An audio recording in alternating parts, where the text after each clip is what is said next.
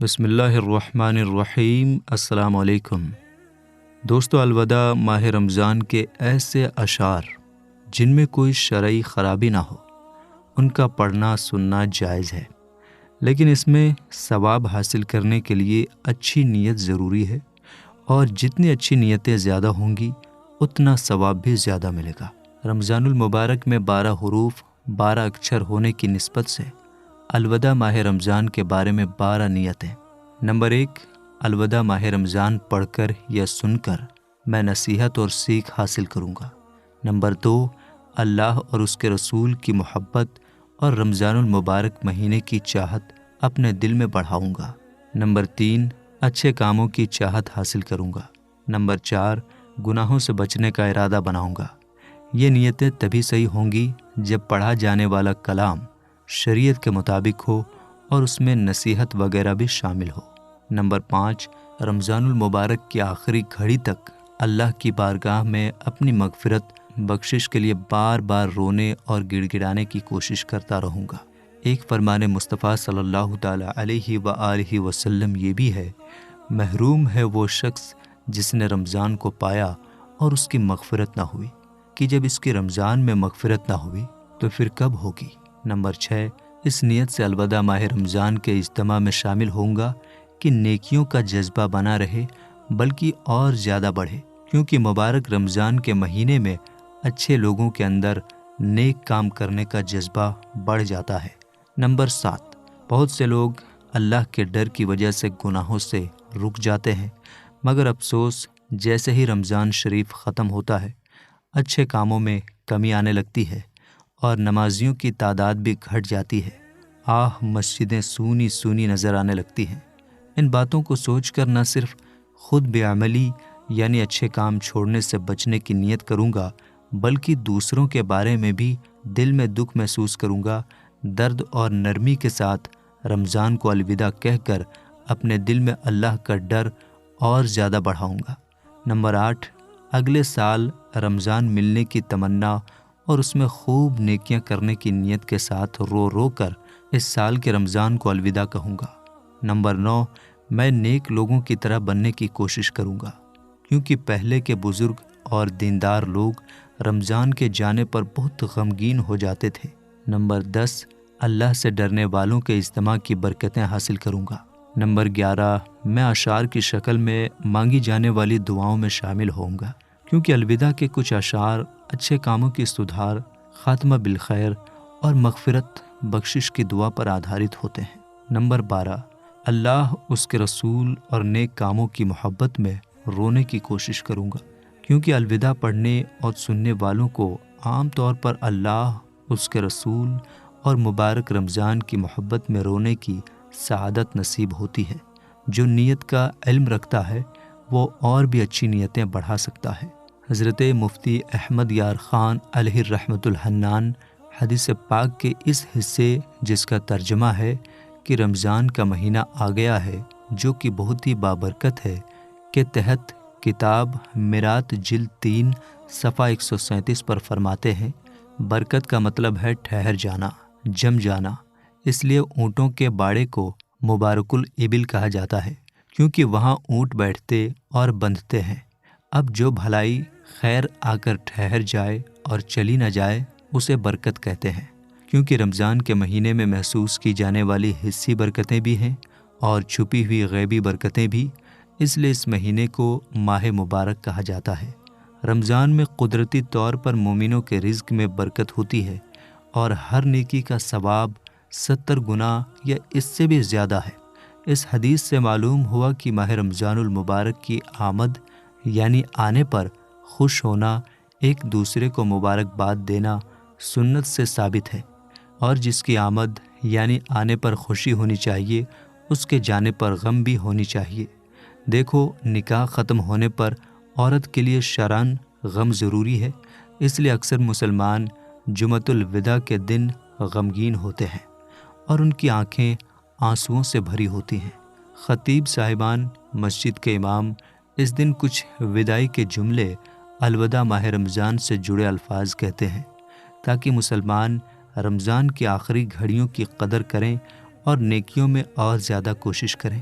میرے دوستو، ماہ رمضان کی برکتوں اور عظمتوں سے کون انجان ہے؟ جب یہ مبارک مہینہ آتا ہے تو مسلمانوں کی خوشی کی کوئی حد نہیں رہتی۔ زندگی کا انجام ہی بدل جاتا ہے، مسجدیں آباد ہو جاتی ہیں، عبادت اور قرآن کی تلاوت کا مزہ بڑھ جاتا ہے، سحری اور افطار کی بھی کیا خوب رونق ہوتی ہے۔ یہ مبارک مہینہ رحمت کی بارش برساتا ہے، بخشش مغفرت کی خوشخبری دیتا ہے اور گنہگاروں کو جہنم سے آزادی دلاتا ہے۔ میرے دوستو، غفلت میں گزارے ہوئے رمضان کے دنوں کا بہت افسوس ہوتا ہے۔ اپنی عبادت کی کمی یاد آتی ہے اور دل میں ایک عجیب سا خوف بیٹھ جاتا ہے کہ کہیں ہماری لاپرواہیوں کی وجہ سے ہمارا پیارا رب ہم سے ناراض نہ ہو گیا ہو۔ اللہ تعالیٰ کی بے شمار رحمتوں پر نظریں ٹکی رہتی ہیں، ڈر اور امید کا ملا جلا احساس ہوتا ہے۔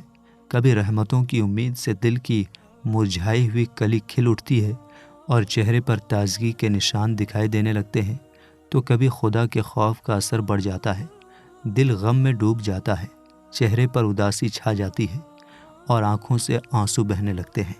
رمضان سے محبت کرنے والوں کو یہ احساس خاص طور پر تڑپا دیتا ہے کہ حالانکہ رمضان المبارک اگلے سال پھر آئے گا، لیکن کون جانتا ہے کہ ہم زندہ رہیں گے یا نہیں۔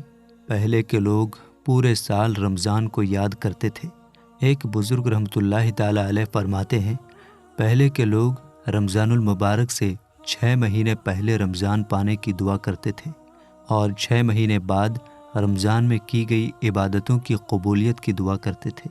اگر رمضان کے آخری دنوں یا لمحوں میں کوئی شخص رمضان سے محبت کی وجہ سے غمگین ہو جائے، رمضان کے جانے کے غم میں رو پڑے یا غفلت میں گزارے گئے رمضان پر افسوس میں آنسو بہائے، تو یہ بھی بہت اچھا عمل ہے اور اچھی نیت کی وجہ سے وہ یقیناً ثواب کا حقدار ہوگا۔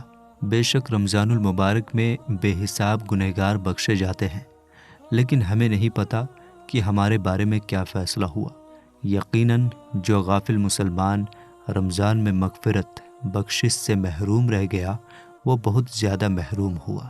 جیسا کہ ایک فرمان مصطفیٰ صلی اللہ تعالیٰ علیہ وآلہ وسلم میں یہ بھی ہے، یعنی اس شخص کی ناک خاک آلود ہو جس پر رمضان آئے پھر اس کی بخشش سے پہلے ہی گزر جائے۔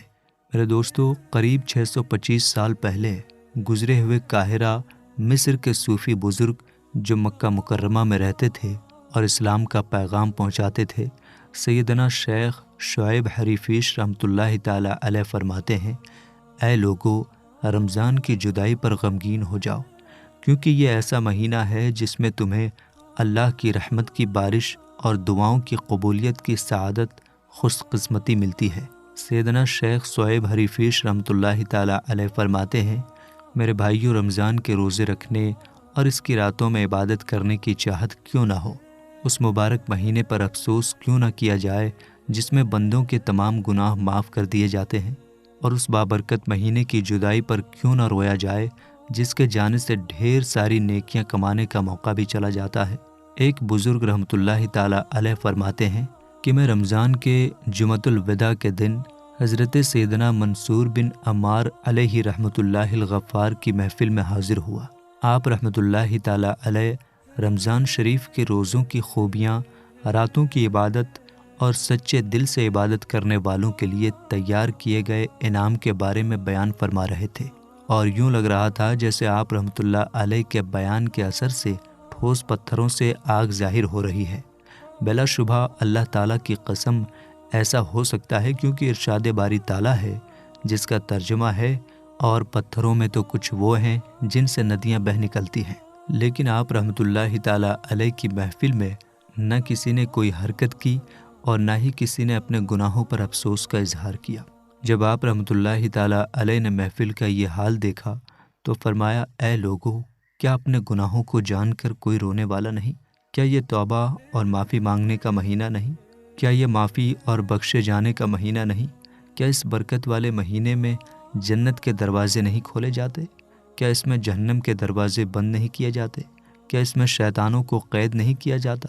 کیا اس روزوں کے مہینے میں انعام و اکرام کی بارشیں نہیں ہوتی؟ کیا اس بابرکت ماہ میں اللہ تعالیٰ تجلی نہیں فرماتا؟ کیا اس ماہ مبارک میں ہر رات افطار کے وقت 10 لاکھ گنہگاروں کو جہنم سے آزاد نہیں کیا جاتا؟ تمہیں کیا ہو گیا ہے کہ اس بڑے ثواب، بڑے انعام سے خود کو محروم رکھ رہے ہو اور دکھاوے کے لباس میں اتراتے پھر رہے ہو، یعنی عمل نہیں کرتے اور گناہوں میں مشغول رہتے ہو؟ اللہ تعالیٰ کا ارشاد ہے، جس کا ترجمہ ہے، تو کیا یہ جادو ہے یا تمہیں سوچتا نہیں؟ اس کے بعد آپ رحمۃ اللہ تعالیٰ علیہ نے فرمایا، سب اللہ تعالیٰ کے دربار میں حاضر ہو کر توبہ اور استغفار کرو۔ یہ سن کر سبھی حاضرین زور زور سے رونے لگے، آنسو بہانے لگے اور اللہ سے معافی مانگنے لگے۔ اتنے میں ایک نوجوان روتے ہوئے کھڑا ہو گیا اور کہنے لگا، یا سیدی، یعنی اے میرے آقا، ارشاد فرمائیے کہ کیا میرے روزے قبول ہوئے؟ کیا میری رمضان کی راتوں کی عبادت ان عبادت کرنے والوں کے ساتھ لکھی جائے گی جن کی عبادت قبول ہوتی ہے؟ حالانکہ مجھ سے بہت سارے گناہ ہو گئے ہیں، میں نے تو اپنی ساری عمر نافرمانیوں میں برباد کر دی، ہائے میں عذاب کے دن سے بے خبر رہا۔ آپ رحمۃ اللہ تعالیٰ علیہ نے فرمایا، اے لڑکے، اللہ تعالیٰ کی بارگاہ میں توبہ کرو، کیونکہ اس نے قرآن کریم میں ارشاد فرمایا ہے، جس کا ترجمہ ہے، اور بے شک میں بہت بخشنے والا ہوں اسے جس نے توبہ کی۔ آپ رحمۃ اللہ تعالیٰ علیہ نے قاری کو یہ آیت مبارکہ پڑھنے کا حکم فرمایا، جس کا ترجمہ ہے، اور وہی ہے جو اپنے بندوں کی توبہ قبول فرماتا ہے اور گناہوں سے درگزر فرماتا ہے۔ اس نوجوان نے سن کر ایک زوردار چیخ ماری اور کہا، میری خوش نصیبی ہے کہ اللہ تعالیٰ کا احسان مجھ تک پہنچتا رہا، لیکن اس کے باوجود میں نافرمانیوں میں اضافہ کرتا رہا اور غلط راستے سے نہ لوٹا۔ کیا گزرے ہوئے وقت کی جگہ کوئی اور وقت ہوگا کہ جس میں اللہ تعالیٰ درگزر فرمائے گا؟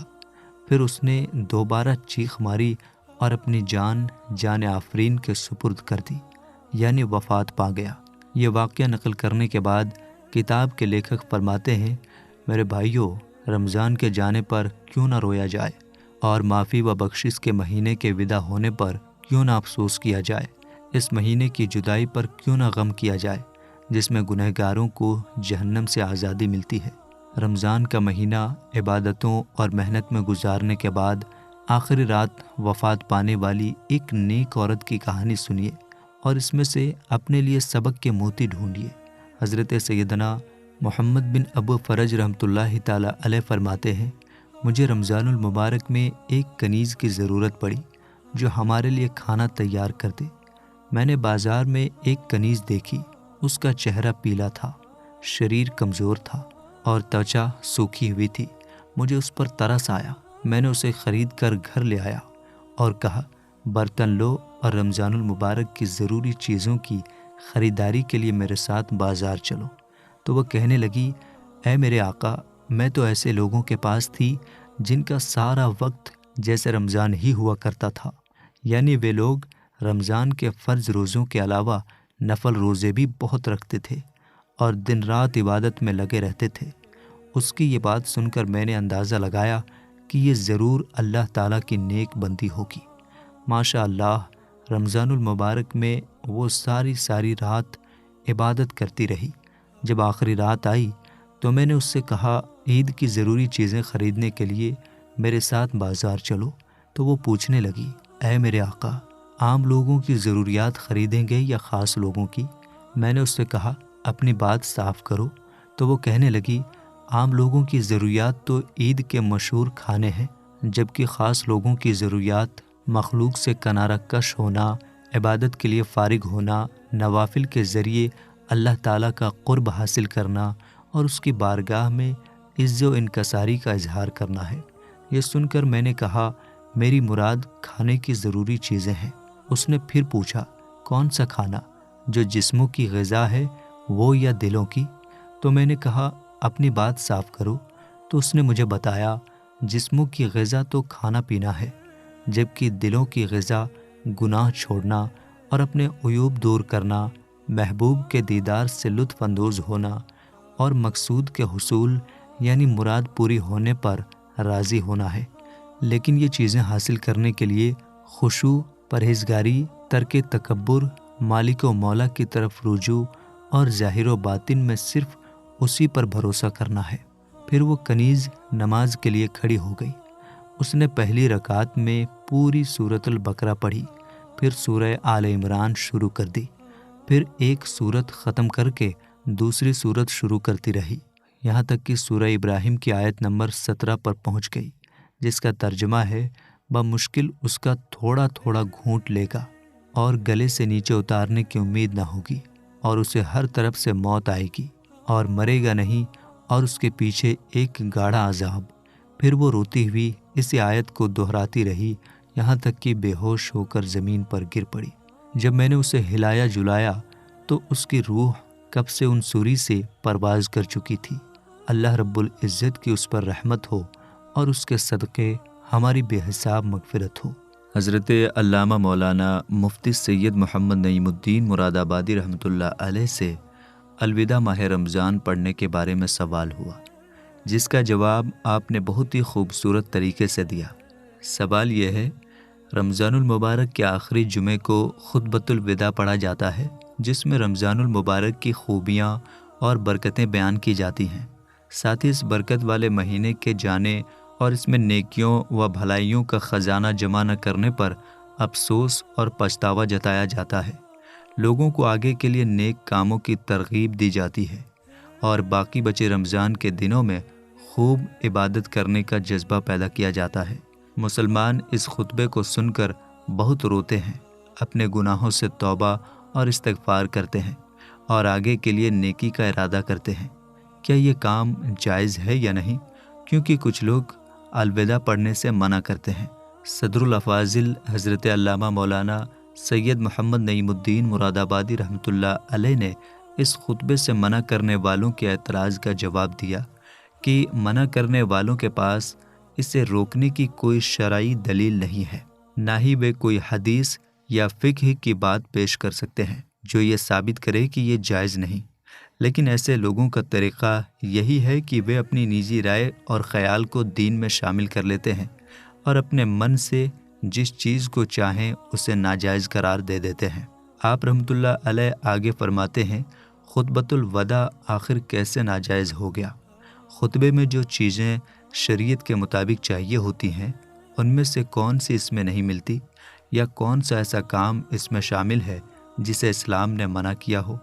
نصیحت کرنا خطبے کی سنتوں میں سے ایک سنت ہے۔ رمضان المبارک کے گزرے دنوں میں نیکیاں چھوٹ جانے پر افسوس اور پچھتاوا، برکت والے دنوں کو غفلت میں گزارنے پر دل کا دکھ اور شرمندگی، اس مہینے کے جانے کے وقت اپنی پچھلی کمیوں کو یاد کر کے آگے کے لیے ساودھانی اور جاگرکتا اور مسلمانوں کو نیک کاموں کے لیے ابھارنا، یہ نصیحت کا سب سے بہترین طریقہ ہے۔ الوداع ماہ رمضان میں بہت فائدہ مند اور اثردار نصیحت ہے۔ اس کا یہ اثر ہوتا ہے کہ لوگ روتے روتے ہچکیاں لینے لگتے ہیں، انہیں سچی توبہ نصیب ہوتی ہے، وہ اللہ کی بارگاہ میں معافی مانگتے ہیں اور آگے کے لیے نیک کاموں کا پکا ارادہ کر لیتے ہیں۔ اس طرح کی نصیحت کو فقہا نے سنت بتایا ہے۔ فتاوی عالمگیری میں ہے، خطبے کی 10ویں سنت نصیحت اور نیکی کی دعوت دینا ہے۔ فتاوی صدر الافاضل صفحہ 466 سے 482۔